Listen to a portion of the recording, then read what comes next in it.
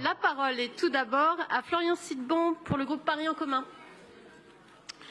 Oui, Madame la maire et mes chers collègues, on va se tourner du coup vers un très beau projet d'urbanisme qui est la réhabilitation de l'Aqua-Boulevard. L'Aqua-Boulevard a pendant longtemps été un symbole du 15e arrondissement. Il l'est encore, mais il apparaît pourtant aujourd'hui comme un espace contradictoire, un espace attractif et fréquenté, mais un espace assez fermé qui incarne une sorte de frontière pour les riverains. L'offre qu'il propose, complexe aquatique, cinéma, salle de sport, proximité du parc Suzanne-Lenglen, contribue à le rendre attractif pour les Parisiens ou les Icéens. Ouvert en 89, ce site emblématique est pourtant devenu anachronique. À l'heure des économies d'énergie, ce site est notre talon d'Achille. Extrêmement énergivore, cet ensemble immobilier est l'un des 20 plus gros consommateurs parisiens du réseau CPCU. Son architecture vieillissante et très minérale en fait un îlot de chaleur urbain. Ajoutons enfin l'aspect hors sol de cet ensemble. Les accès sont peu lisibles, l'accès à la rue complexe et l'offre programmatique et commerciale doit être améliorée. Ce site constitue également une frontière. Je m'explique. Aucune connexion n'existe entre le site de l'Aqua-Boulevard et le groupe immobilier des frères voisins. Frères voisins dont on a souvent parlé dans ce Conseil et qui se ressentent comme étant exclus de Paris tout en faisant partie. Ce bloc monolithique constitue un véritable obstacle donc entre ces immeubles et Paris, entre ces immeubles et l'arrêt de métro le plus proche, Ballard, et aller prendre le métro pour les habitants des frères voisins, c'est obligatoirement 20 minutes de marche ou 10 minutes de bus. Les riverains doivent obligatoirement contourner cette frontière qu'incarne l'emprise d'Aqua-Boulevard et ne peuvent pas la traverser. Cet enclavement est d'autant plus problématique que du côté frères voisins, il y a peu de services et de services publics. Les habitants des frères voisins, qui sont des Parisiens, n'ont pas l'impression d'être à Paris et se tournent pour leurs besoins quotidiens plus facilement vers ici les Moulineaux. Je me rends régulièrement, comme beaucoup de mes collègues, aux frères voisins pour échanger avec les habitants et ils me font souvent part d'un sentiment d'isolement. Et ce ressenti est généré par cet îlot, notamment impénétrable, qu'est l'Aqua-Boulevard.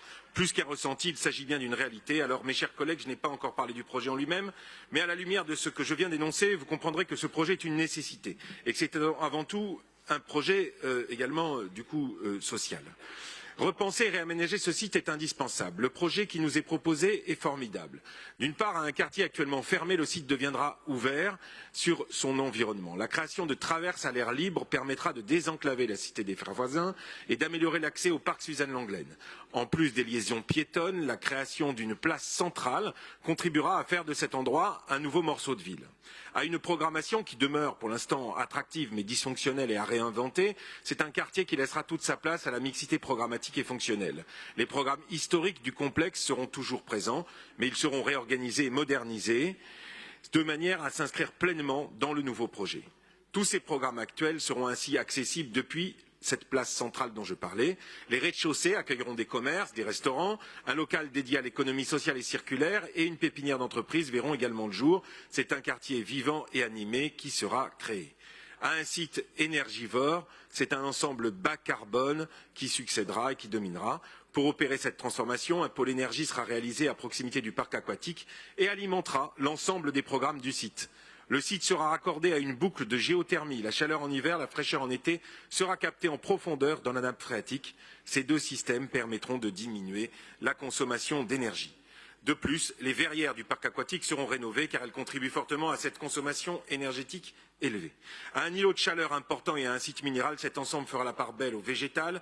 La nature y aura toute sa place, le long des voies piétonnes ou sur le toit des bâtiments. L'augmentation des surfaces extérieures permettra de faire une augmentation des surfaces perméables, rendue impossible jusqu'à présent. Le site comptera ainsi plus de 2 hectares de pleine terre. Et enfin, j'en terminerai par là, je tiens à saluer la création de logements qui est prévue dans ce projet, car de nombreux logements sociaux existent déjà dans cette partie de l'arrondissement, mais la création d'une résidence étudiante et de logements en bail réel solidaire va permettre d'apporter de la mixité sociale à ce quartier qui en manque.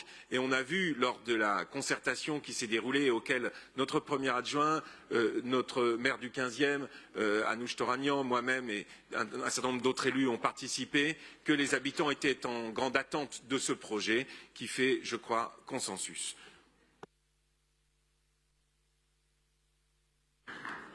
Je vous remercie.